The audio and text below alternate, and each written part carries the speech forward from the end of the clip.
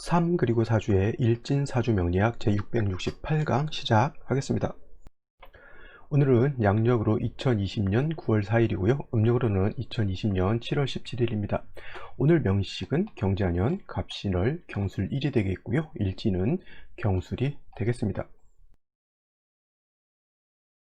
자, 2020년 9월 4일 오늘 같이 살펴볼 사주 명식은 일간은 경금이 되겠고요. 그 경금 일간이 태어난 월령은 신월이 되겠습니다. 신월도 이제 며칠 남지 않았습니다. 오늘이 29일째 되는 날이고요. 내일, 그 다음에 내일 모레까지 하게 되면 경자년 갑신일은 이제 마감이 되겠고, 그 다음에 이제 갑신월에서 이제 을류월로 이렇게 바뀌게 되겠죠. 이제 가을은 점점 깊어지면서 겨울에 조금씩 더 다가가고 있습니다. 기후 자체는 조금씩 점점 차가워질 것이고요. 겨울이 되면 또 많이 여름에 뜨거웠던 것처럼 이제 겨울에는 또 차가운 그런 기후가 될 것입니다. 우리나라가 아무리 좀 열대야로 바뀌면서 좀 여름이 뜨거워지고 겨울이 좀 차가워진다 하더라도 그래도 뭐 지구의 위치 자체, 우리나라 한반도 위치 자체가 겨울이라고 하는 그런 계절이 전혀 없어질 수 있는 그런 환경은 아니죠. 물론 이제 과학적으로 설명을 했을 때 우리 지구 자전축이 23.5도 기울어져 있어 가지고 뭐 북극이나 남극 같은 경우에는 백야 현상도 나타나고 또 계속 밤도 되면서 또 일정 부분에서는 또 사계절이 이렇게 나타난다고 하죠. 근데 지구의 세차 운동이라고 하는 것이 이제 23.5도가 빨딱 이제 수직으로 이제 서게 되면은 그런 기후 같은 것 변화가 없이 일정한 온도가 이렇게 된다라고 하는데, 그건 이제 모르겠어요. 뭐 갑자기 이렇게 바뀐다라고 하는 것은 있을 수가 없는 것이고, 뭐 10,000년 후, 20,000년 후, 아니면 100,000년 후, 100,000년 후에 일이기 때문에 우리하고는 전혀 관계가 없습니다. 그래서 현재 우리가 살아있는 이제 현재 살아있는 대한민국의 사람은 다행이죠. 이 사시사철 사계절이 뚜렷한 나라가 이렇게 많지 않잖아요. 북극이라든가 뭐 적도지방이라든가 이런 나라들 보게 되면 한쪽 계절이 너무 강하잖아요. 그래서 사시사철 사계절이 있는 나라가 살기가 참 좋은 나라다라고 이렇게 얘기를 합니다. 그 다음에 또 명리를 공부하는 것도 마찬가지로 사계절이 좀 뚜렷해야지 이 추나초등에 대해서 이렇게 볼 수가 있는 것인데, 그렇지 않고 뭐 적도지방에 있는 사람들, 북극지방에 있는 사람들은 따뜻한 개념 내지는 뜨거운 개념이라고 하는 것을 잘 모르죠. 적도지방에 있는 사람들이 한국이라든가 북극 좀 추운 지방 가서 눈 내리는 거 보면 그렇게 놀란다잖아요. 왜냐면 적도지방 열대지방에 사는 사람들은 뭐예요? 눈을 볼 일이 없죠.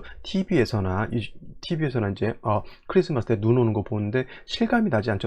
실질적으로 눈을 보고 눈을 맞아보지 않고서는. 그리고 옛날 같은 경우는 TV 같은 게 없었을 때는 아마 자기나 사는 세상이 전부인 줄 알고 살았을 겁니다. 뜨거운 나라 내지는 추운 나라, 그죠? 추운 북극지방에서 사는 사람, 남극지방에서 사는 사람들이 적도지방의 그 맹렬하고 뜨거운 기운을 어떻게 알았겠냐고요, 그죠? 하지만 요즘은 세상이 너무 좋아져 가지고 TV로도 간접 경험을 할 수가 있겠고, 그 다음에 비행기라든가 이제 여러 가지 교통수단이 발달하면서 뭐 적도지방에 있는 사람들이 북극도 가게 되고, 뭐 다각도로 여러 나라를 돌아다니면서 이제 세상이라고 하는 것이 이렇게 좁은 세상이 아니구나라는 것도 알게 되겠죠. 아무튼 뭐 대한민국이라고 하는 나라, 뭐 굉장히 역동적인 그런 나라인 것 같습니다. 저는 대한민국이 너무 좋다 이렇게 생각을 하고요. 오늘의 강의 들어가도록 하겠습니다.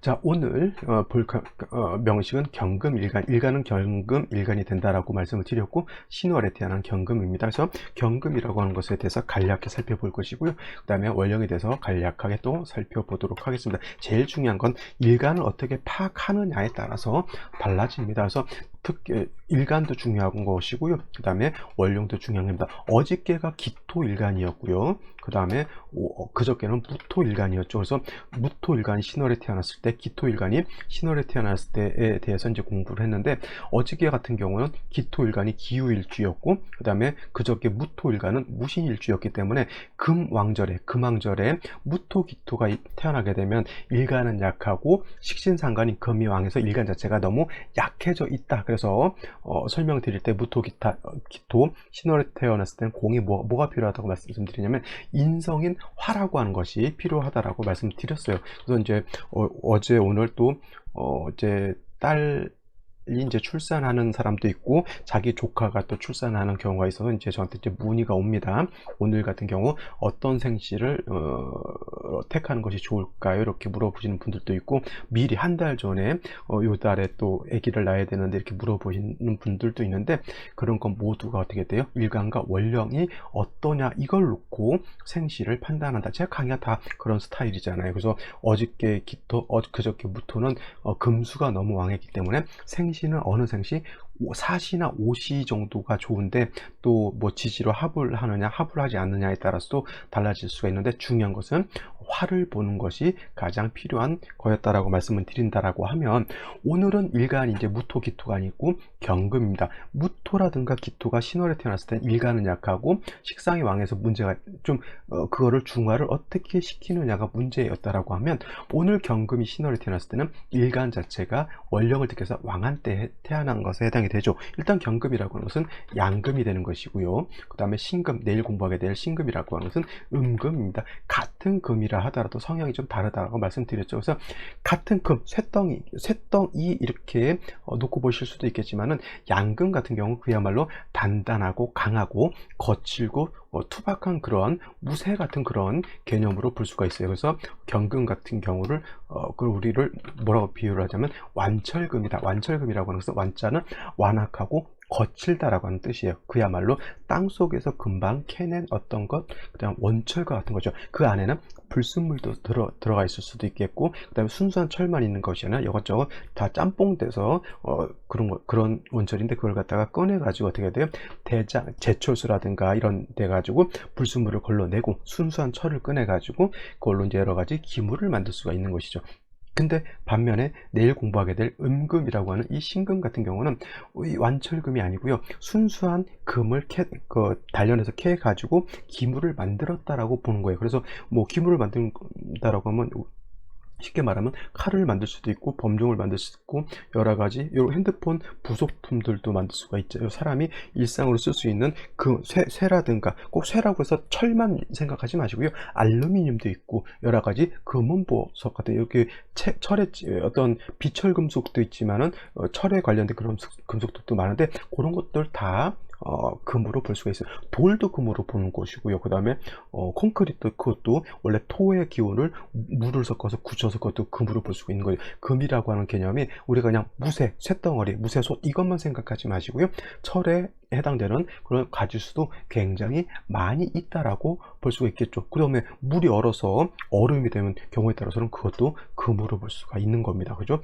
뭐 얼음이라고 해서 이걸 무조건 수로 보느냐, 그렇지 않아요. 상황에 따라서는 얼지 않은 물은 수로 보지만은 얼어서 얼음이 얼게 되면 그건 금으로도 볼 수가 있는 겁니다. 아시겠죠? 그래서 경금이라고 하는 것은 양금, 무쇠, 완철금 이렇게 본다라고 하면, 음금 같은 경우는 화로서 단련을 받쳐서 기물을 만든 금은 보석 같은 그런 것, 아니면 주옥 같은 그런 것에 해당이죠. 귀금속 이렇게 생각하시면 돼요. 여러분들 결혼하실 때 뭐 시계라든가 반지라든가 이런 거 다이아몬드 이렇게 해서 이렇게 주고받죠. 미국 같은 데서는 되게 그러죠. 이제 상대방한테 남자가 프로포즈를 하는데 다이아 반지를 사가지고 이제 프로포즈를 합니다. 근데 그런데 그냥 막 반지를 아무거나 사는 것이 아니라 자기 일정 수입의 몇 퍼센트 정도 되는 액수를 가지고 반지를 산다라고 해요. 물론 이제 돈을 많이 벌면 다이아 캐럿스가 좀 커질 것이고, 돈을 많이 못 벌면 다이아 캐럿스가 작아지겠죠. 더 못 벌면 금이고, 더 못 벌면 은이 될 수도 있겠지만, 물론 이제 그런 걸 가지고 사람의 어떤 등급을 나눈다 이렇게 보는 것은 좀 문제가 있지만, 미국 같은 데서는 냉정하게 그렇게 한다라고 하고, 다이아 캐럿스가 작아, 여자가 마음에 안 들어, 난 이 남자하고 같이 살기가 힘들 것 같아, 그러면 냉정하게 뿌리치면 끝나는 것이고, 그 반지를 받아주게 되면 어쩌됐건 같이 행복하게 사는 그런 문화라고 하죠. 우리나라는 그런 거 없죠. 잘 살든 못 살든 일단 뻥카라고 하죠. 뻥카, 이빨이 튀겨가지고, 이거 전문 용어가 자꾸 나오면 안 되는데, 그래가지고 이제 사기 결혼도 하고 여러 가지 경우가, 물론 이제 외국에서도 그런 경우가 없지 않아 있겠지만은 하여튼 그렇습니다. 그래서 남자고 여자고 일단 금전적인 것도 중요하지만, 일단 서로 사랑하는 마음이 더 중요할 것이고, 더하여 경제적 여건도 좋다라고 하면 금상첨화겠지만, 자, 아무튼 그렇습니다. 자, 기금속 하다가 또 삼천포로 이렇게 빠졌습니다. 자, 경금이라고 하는 것, 신금이라고 하는 것은 같은 금이긴 하지만 양금과 음금의 차이가 있다라고 하는 것 설명을 드렸고요. 그 다음에 양금인 경금은 무쇠, 거칠고 투박하고 단단하기 때문에 화로서 단련을 해야 되는 것인데, 화로서 단련할 때는 정관인 정화로서 단련을 하는 것이고, 정화는 간목으로서 보좌해 주어야지만 정화가 열을 좀 충분하게 내가지고 금을 단련할 수 있겠죠. 대장간에서 무쇠 같은 경우를 시뻘겋게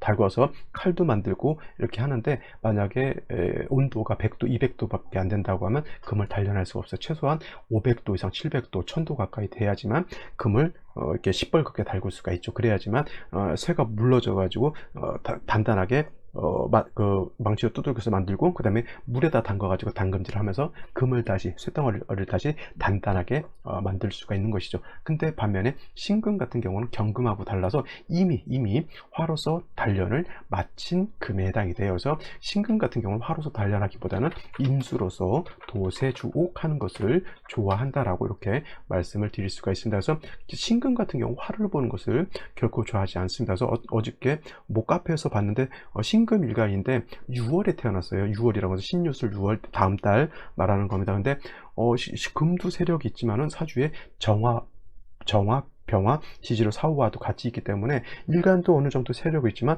관살이 좀 많은 그런 사주가 돼요. 근데 운이 어디로 갑니까? 화운으로 가게 되면은, 일간도 왕하지만 화가 왕하게 되면 관살의 영향을 받기 때문에, 그런 경우에는 오히려 일간이 왕하다 하더라도 제함이 있어야 돼. 임수 같은 것이 있어서 화를 통제시켜 주어야지만 일간이 뭐라 그럴까, 극해를 받지 않는데 그 화가 좀 부족한 그런 경우였습니다. 그래서 신금 같은 경우는 화가 너무 많아지게 되면은 반드시 임수라고 하는 것이 있어서 신금도 도세주옥을 하고 왕한 화를 갖다가 통제시켜 주어야지만 신금이 녹지 않습니다. 화가 너무 많게 되면은 경금도 마찬가지고 신금도 마찬가지고 소용된다라고 이렇게 표현해요. 소용.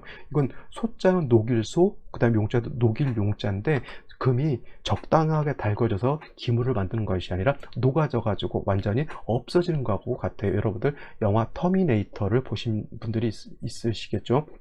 터미네이터 2를 보게 되면 그 무쇠로 만든 아놀드 슈왈츠네거가 어딜 들어가니까 용광로 그 시꺼먼 샘물 안에 딱 들어가 가지고 거기서 완전히 녹아져서 용해돼 버리죠. 그게 바로 소용돼서 쓸모가 없어지는 그러한 경우에 해당이 된다서, 적당하게 불로 달궈야 되는데 너무 센 불로 달구게 되면 녹아서 없어진다라고 하는 개념이고, 경금도 마찬가지. 특히 신금은 이미 불로서 단련을 마친 금이기 때문에 다시 불을 봐서 신금을 이렇게 극히한다라고 하는, 신금이 여러분들 반지가 녹아서 없어진다라고 생각해 보면 아주 끔찍하죠. 그래서 그런 차이가 있다라고 보시면 되겠습니다. 그래서 경금 같은 경우에는 화로서 단련을 하는 것이 중요한데, 그 화는 정화이고 정화가 약할 때는 경금 자체를 단련하기가 힘들기 때문에 간목으로서 정화를 보좌해 주어야 된다, 이렇게 정리를 해 두시고요. 오늘 월령 신월이죠. 이제 신월도 얼마 남지 않았습니다. 신월을 한 31일 정도 공부를 하는 것 같아요. 그래서 십간, 갑을병정, 무기견신, 임계를 각 3번씩 이렇게 돌게 되는데, 오늘 같은 경우 또 경금 신월 마지막 3번째죠. 신월이라고 하는 거 다시 한번 말씀을 드리게 되면, 신유술, 여기는 서방이라고 하는 것이고요. 금왕 절에 해당이 된다. 실질적으로 금이 왕한 것은 신유월이 금이 왕한 것이고, 술월은 좀 냉정하게 따지면 이 술월은 뭐예요? 토왕 절에 해당이 되죠. 근데 이제 술월의 요 설명을 드리겠지만, 술월이라 하더라도 신금 유금을 같이 보게 되면 이거는 방합을 형성하기 때문에, 술월에 신유금을 보게 되면 방합을 형성하기 때문에 이것도 마찬가지로 같은 권역 안에 포함되어 있어서 금이 왕한 걸로 같이 그냥 논하는 것이지, 술월 토왕절, 신유월은 금왕절, 이렇게 좀 냉정하게 살펴볼 필요가 있겠죠. 그리고 금이 신월에 왕하다라고 하는 것은, 금이 왕하면 왕할수록 같이 왕해지는 것은 수도 같이 왕해질 겁니다. 왜냐하면 수라고 하는 것은 신월에 태어나게 되면, 수라고 하는 것은 임수 개수를 말하겠죠. 장생처에 해당이 되죠. 그래서 수도 왕하고 금도 왕한 것이 신월임에 반해서 목 같은 경우는 굉장히 약하게 돼요. 목은 뭐냐면 신에 이르게 되면, 제가 간목을목할 때, 간목을목이 신월에 태어날 때 뭐라 그러죠? 포태법상 절지라고 말씀을 드렸습니다. 절지라고 하는 것은 12운성 12단계 중에서 가장 약한 단계를 말하는 것이죠. 뭐 목만 왕한 것도 아니고 왕한 것이 아니라 화토도 같이 왕합니다. 화토는 여기가 병지에 해당이 됐죠. 병지. 그래서 같이 화토도 약하고 목도 약한 그런 단계에 해당이 된다. 단 경금 자체가 신월에 태어나게 되면 일단 경금 일간은 자체는 왕하죠. 그래서 신월에 경금이 태어나든 내일 신금이 신월에 태어나든 일간 자체가 원령을 득하게 되면 일간이 다시 더 이상 왕해질 필요는 없죠. 일간이 다시 왕해진다라고 하는 것은 지지로 다시 신유금을 다시 본다던가 아니면은 사주에 다시 진술충 및 토가 다시 많아진다라고 하는 것은 불필요하다라는 얘기예요. 일간이 지금 예를 들어 사람으로 치면 건장하고 키도 180 정도 되고 그 다음에 몸무게도 한 70 정도 나가고 그 다음에 잘생겼어요. 그럼 더 이상 보양 먹이고 그럴 필요 없죠. 이런 건장한 사람은 운동 열심히 하고 열심히 활동을 하면 되는 것인데 운동 활동을 안 시키게 되고 계속 보양만 먹이고 밥만 먹이면 어떻게 돼? 애가 미련해지죠. 그래서 경금이 신월에 태어났을 때는 더 이상 왕할 필요가 없습니다. 그래서 다시 인성으로서 금을 생할 필요가 없다는 얘기를 하는 것이죠. 단 뭐냐면 왕한 경금은 단련해야지만 용도가 있기 때문에 정화를 봐서 경금을 갖다가 단련함은 필요하다라고 볼 수가 있겠죠. 그래서 예를 들면은 정화 같은 것이 천간에 이렇게 투출하게 되면 이 정화 가지고 경금을 단련할 수 있습니다. 근데 문제는 뭐냐면 아까 말씀드렸던 것처럼 금 자체는 신월에 태어나서 매우 왕한데 화토는 어떻게 돼요? 병지에 있기 때문에 정화 자체가 매우 약하죠. 원래는 화가 금을 극하죠. 화극금이라고 해서 화가 금을 극하는데 여러분들 극의 관계는 못살게 굴고 파극해서 없애는 것이 아니라 원래 극의 관계는 공생의 관계, 공존의 관계라고 했어요. 공존. 자, 금이라고 하는 것은 화가 있어야지만, 특히 경금 같은 경우는 화가 있어야지만 자기 자신을 단련해서 기물을 만들 수가 있는 것이고요. 정화라고 하는 것은 뭐예요? 세상을 밝혀주는 그러한 화의 역할도 하지만 정화가 가장 잘할 수 있는 그 특징, 정화의 가장 큰 장점은 뭐냐면 경금을 단련해서 내가 기물을 만들 수 있는 특장점이 있는 거예요. 사람들도 서로 나름대로의 장점이 있죠. 노래를 잘하는 사람이 있고요. 춤을 잘 추는 사람이 있고 내지는 문서를 잘 기획하는 사람들이 있고 행사를 잘하고 말을 잘해가지고 사회를 잘 보는 사람이 있어요. 이런 사람들은 그런 특징을 갖다가 키워주는 것이 필요한 겁니다. 그죠? 정화라고 하는 것의 장점은 뭐냐면 경금을 단련하고 금이 너무 왕했을 때 금을 통제하고 억제하는 그런 역할을 정화가 아주 특출나게 잘한다라고 하는 그런 장점을 가지고 있다라고 하면 이 정화가 어떻게 돼요?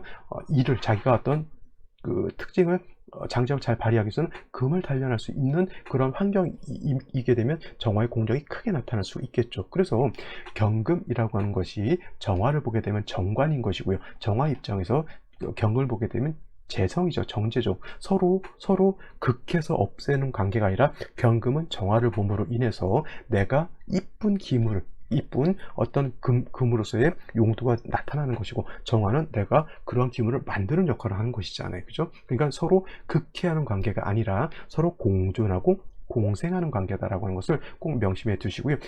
단 한 가지 뭐냐면 신월을 기준으로 해서 경금은 너무 왕하고요.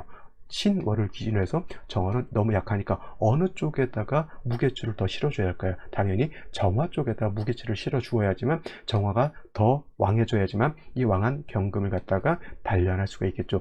정화가 약하면 경금을 단련하는 것이 아니라 오히려 금을 갖다가 끄름만 생기게 해가지고 금을 오히려 망쳐버릴 수가 있기 때문에 반드시 간목 같은 것이 있게 되면, 간목이라든가 이런 것이 있게 되면 물론 이제 신월에 간목이 이렇게 나오진 않겠죠. 그래서 간목 같은 것이 이렇게 있게 되면 지지로 인목 같은 것도 상관이 없습니다. 그래서 목이 있게 되면 정화를 생주해주고 정화가 간목의 생주를 받아서 왕해지게 되면 경금을 능히 단련할 수 있는 힘이 있다. 당연히 정화도 지지에 뿌리가 있으면 좋겠고요. 당연히 간목도 지지에 뿌리가 있으면 좋겠다라고 보시면 되겠는데 만약에 화가 전혀 없다. 이런 경우는 어쩔 수 없이 수를 신중에 있는 임수라든가 타 지지에 있는 수를 쓸 수밖에 없는데 경금이라고 하는 것은 수를 쓰는 것보다는 화를 쓰는 것, 특히 정화를 쓰는 것이 공력이 매우 크다라고 여러분들 생각하시면 되겠습니다. 여기까지 설명을 드리고요.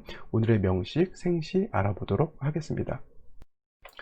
자, 오늘의 명식 다시 보게 되면 일간은 경금, 양금이 되겠고요. 그 다음에 오늘의 월령, 신월, 가을이면서 금왕절인 그런 계절이 되겠습니다. 사주에 격국으로 놓고 보게 되면 양금이 임관지에 태어나게 되면 이걸 갖다가 걸록격이라고 합니다. 경우에 따라서 어떤 분들 비견격이다 이렇게 보시는 분들도 있는데, 이건 비견격이 뭐 보시든 뭐 걸록격으로 보시든 놓고 뭐 보는 건 차이가 뭐 크게 문제될 바는 아니겠지만, 공식적으로 십정격 안에는 비견격이라는 용어는 없고요. 걸록격이라고 쓰는 것이 더 타당하다라고 보실 수가 있겠습니다. 일단 뭐 걸록격이 됐든 양인격이 됐든 걸록격 어떻게 돼요? 신왕사주가 된 거고요. 일간이 왕합니다. 일단은 뭐예요? 양간이 됐든 음간이 됐든 일단 신왕한 것이 저는 되게 좋게 생각을 합니다. 특히 음간이 아닌 양간 같은 경우에는 일단 왕해야 돼요. 왕해야지만 재성도 감당할 수가 있겠고, 그 다음에 양간 같은 경우 주로 식신상관보다는 관성을 주로 쓰기 때문에 일간이 약하게 되면 오히려 관성에 대한 내가 극해를 받을 수밖에 없죠. 그래서 양간 같은 경우 간목, 병화, 무토, 경금, 임수 5가지가 다 양에 해당이 되는데, 이러한 양간 같은 경우는 일단 신왕한 것이 일단 좋다라고 보게 되면, 경금이 신월에 태어나게 되면 월령을 택해서 왕한 것은 저는 굉장히 좀 좋다라고 생각하는데, 일간이 왕해서 그냥 거기서 그치면 안 되고요. 반드시 아까 말했던 관성을 봐서 왕한 일간을 갖다가 통제하고 절제하고 억제시켜주는 것이 필요하다. 이걸 쓰어요 억부용신법이라고 하죠. 왕한 것은 억제해주고 약한 것은 도와준다라고 하는 것이 바로 억부용신법인데, 이렇게 일간이 왕하게 되면 아까 말씀드렸던 것처럼 뿌리 있는 정화가 있어서 경금을 단련하는 것이 필요하다라고 말씀을 드렸죠. 근데 연간에 이렇게 보게 되면 경금이라고 하는 것이 이렇게 투출되어 있습니다. 신중에 있는 경금, 비견이 투출되어 있으니까 또 이걸 가지고 비견격 놓고 보지 마시고요. 그냥 경금이 신월에 태어나서 경금 다시 비견이 투출되어 있다 하더라도 그냥 이거는 걸록격의 신왕한 사주라고 보시면 될 거고, 반드시 뭐예요? 화를 보는 것이 필요하다라고 보시면 되겠습니다. 일지를 놓고 보게 되면 술토라고 하는 것이 있습니다. 자, 말씀드렸죠. 신월에 술을 보게 되면 원래는 방합이라고 하죠. 방합이 이렇게 이루어지게 되는데, 원래는 신유술 방합이죠. 이렇게 되면 금이 많이 왕해집니다. 만약에 생시가 유시라고 하면 이거는 방합을 완전하게 구전하게 된다라고 볼 수가 있습니다. 그죠? 이렇게 되게 되면은 방합을 완전해서 금이 너무 왕해지는 그런 사주 국세가 된다라고 볼 수가 있겠고, 아까 말씀드렸지만 일간이 왕할수록 왕한 화를 봐야 되는데, 연지의 자수라고 하는 것을 이렇게 보게 돼요. 그러면 이 자수라고 하는 것은 신과 이렇게 얘기 되면은 이거는 방합이 아니라 삼합이지만 글자 한자가 빠지면 이거는 준삼합 내지는 반합이라고 하는데, 이렇게 신자 수국하죠. 신자 수국을 하게 됩니다. 그래서 금왕절에 수도 세력을 얻게 되는데, 아까도 말씀드렸지만 원칙은 어디에 있습니까? 신월의 경금 왕하면 화를 보는 것이 원칙인데, 수가 왕해지는 것은 그렇게 뭐 썩 좋다라고 볼 수는 없습니다. 단 화가 없을 때 수는, 그때 화가 없을 때는 수가 필요하다라고 하더라도 일단 화를 추용해서 용신으로 추용하는 경우에 수가 많아지는 것은 그게 뭐라 그럴까? 좋은 경우는 아닌 것으로 이렇게 볼 수가 있겠고요. 월간의 간목 이렇게 투출되어 있죠. 이 간목은 물론 수의 생주를 받는다 하더라도 여기 신월의 경금에 의해서 파극되죠. 물론 이제 이거를 갖다가 비쟁제 내지는 군겁쟁제 이렇게 볼 수도 있습니다만, 이거 간목에 뿌리가 없기 때문에 이거는 허상이죠. 허상의 재물을 놓고 쟁제하는 것이니까 이런 것들은 뭐 썩 좋다고 볼 수는 없죠. 차라리 그냥 경금에서 파극돼서 차라리 없는 것이 더 나을 수도 있죠. 어떤 분들 술 중에 있는 정화 쓸 수 있지 않겠습니까? 이렇게 놓고 보시는 분들도 있는데, 술중 정화가 암장되어 있는 것이 있긴 하지만 술중 정화는 땅속에 묻혀져 있는 그런 화이기 때문에 이것이 특별히 인출이 되죠. 꺼내서 쓸 수 있는 여건이 아니면은 술중에 있는 정화는 함부로 쓰기는 좀 어렵습니다. 그죠? 이렇게 되게 되면 3주까지만 놓고 보게 되면 일간은 왕한데, 어차피 술토도 경금이 여기다 뿌리를 둘 수 있죠. 통근할 수 있고, 월령이 금왕절에 경금 투출되어 있기 때문에 이거는 금이 왕한 상태에서 술을 봐가지고 왕한 금의 기운을 이렇게 설계하는 그런 정도로만 볼 수 있는데, 단점은 뭐냐면 경금 뭐예요? 역시나 화가 없다라고 하는 것이 단점이기 때문에 생시에서는 좀 화를 보는 것이 좀 필요치 않을까, 이렇게 정리를 해볼 수가 있겠습니다. 그러면 생시를 한번 살펴보도록 하죠. 자, 생시를 살펴보도록 하겠습니다. 제일 먼저 병자시가 있죠. 병자시. 병자시가 된다라고 하는 것은 천간에 병화가 투출되죠. 자, 아까도 말씀드렸지만 경금을 실질적으로 단련할 수 있는 화는 정화지, 병화가 경금을 갖다 단련하진 않습니다. 단 신월에 이렇게 신자수국하고 시지에서도 이렇게 자수가 있게 되면은 사주가 신월이라 하더라도 사주가 한습해지는 단점이 있겠죠. 어떤 분들 신유술월, 임묘진월에는 뭐 봄, 가을이기 때문에 뭐 조우할 필요가 없다 이렇게 말씀하시는 분들도 있는데, 여름에도 삼복 생활이 돼가지고 조우의 필요성이 있는데 왜 임묘진월, 신유술월이라고 해도 그래서 조우의 필요성이 없겠습니까? 당연히 조우를 해야죠. 자, 병화는 조우의 용도를 가지고 있습니다. 단 이 병화가 지지에 뿌리가 없죠. 물론 이제 술중정화의 간신히 통근을 한다 하더라도 그죠? 병화 자체가 약하죠. 간목이 생주해 줬으면 좋겠는데 이 간목은 경금에 의해서 파극당했기 때문에 병화를 생주해 줄 여력이 없습니다. 없다라고 이렇게 놓고 봐도 되고요. 병술시 같은 경우도 마찬가지죠. 병술시 이렇게 되면은 그나마 병자시에 비해서 술도 두 개가 있으면 뭐 병화가 술중정화 이렇게 통근할 수 있다 하더라도 결국은 뭐냐면 술중정화에 통근하는 것이 또 통근하는 것이지만 술토는 결국은 뭐예요? 토이기 때문에 화의 기운을 뺀다라고 하는 그런 단점인데, 일간만 많이 왕해지는 그러한 패단밖에 없죠. 그런 이런 경우에는 화로서 조우하지만은 왕금의 기운을 수로 설계하는 것도 그렇게 나쁘진 않다라고 보시면 되겠습니다. 그 다음에 정축시하고 정해시가 이렇게 있는데, 정축시 같은 경우에는 병화에 비해서 이 정화라고 하는 것은 경금을 갖다가 단련할 수 있는 용도이지만, 이 정화라고 하는 것도 병자, 병술시와 마찬가지로 뿌리가 없죠. 뿌리가 없기 때문에 특히나 정화는 뿌리가 없으면 쓰기가 매우 좀 곤란합니다. 만약에 병자, 병술, 정축, 정해시 라고 해서 생시에 병정화가 투출하게 되면 운세 자체는 어디로 가야 되냐면 당연히 목화운으로 가는 것이 화가 좀 인출이 돼서 좀 나을 수가 있겠고요. 만약에 수운으로 간다라고 하는 것은 화가 좀 많이 약해지는 것이기 때문에 많이 한습해지죠. 단 뭐 수가 있게 되면 왕한 금의 기운을 좀 설기순세하는 그런 뭐 좀 장점 아닌 장점이 있을 수는 있겠지만, 그래도 경금 보여 수를 보기보다는 화를 보는 것이 더 중요하다라고 볼 수가 있겠죠. 무인시 같은 경우에는 이렇게 볼 수가 있겠어요. 자, 인을 받기 때문에 인중병화로서 뭐 조우할 수 있습니다. 인중병화로 경금을 단련한다라고는 볼 수 없는데, 문제가 뭐냐면 무토가 투출하는 거예요. 자, 신월은 제가 말씀드렸던 것처럼 경금이 원령을 택해서 왕하기 때문에 다시 인성이 있어서 경금을 단련할 생주해 줄 필요 없는 것을 생주하는 거예요. 자꾸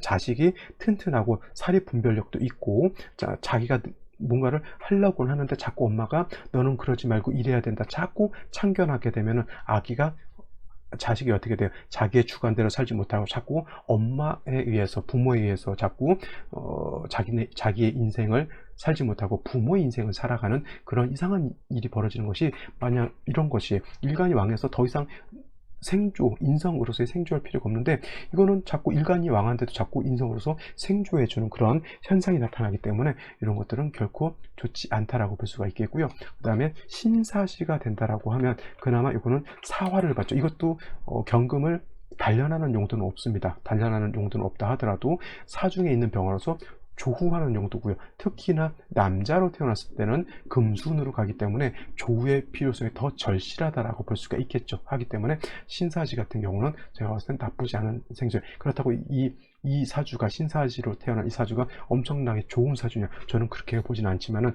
다른 생시에 비해서 그래도 신사시가 그나마 좀 괜찮다라고 보는 겁니다. 아시겠죠? 그 다음에 뭐 이모시 같은 경우도 마찬가지로, 이모시 같은 경우에도 이모시가 된다라고 하면 오술이 합하죠. 뭐 인성이었던 것이 오를 보게 되면 이거는 준 삼합으로서 인, 오, 술, 화, 국을 짓게 되는데, 인자가 빠지면 오술, 화가 돼서 이것도 준 삼합으로 볼 수가 있어요. 화가 살아나니까 이 경우에는 오중에 있는 정화를 가지고 경금을 단련할 수 있습니다. 단 문제가, 패단이 뭐냐면 신월에 자수를 봐서 신자수국 되어 있는 상태에서 임수가 투출하게 되면 이 임수라고 하는 것은 뭐예요? 화를 갖다가 억제하는 역할을 하기 때문에 식신이 이때는 병이 되는, 문제가 되는 그러한 국세가 되는 겁니다. 그래서 뭐 이모시도 나쁜 것은 아니지만 이것도 뭐예요? 좀 화운으로 가는 것이, 목화운으로 가는 것이 좀 필요하지 않을까 이렇게 생각되고요. 아까 말했던 을료시 같은 경우 있죠.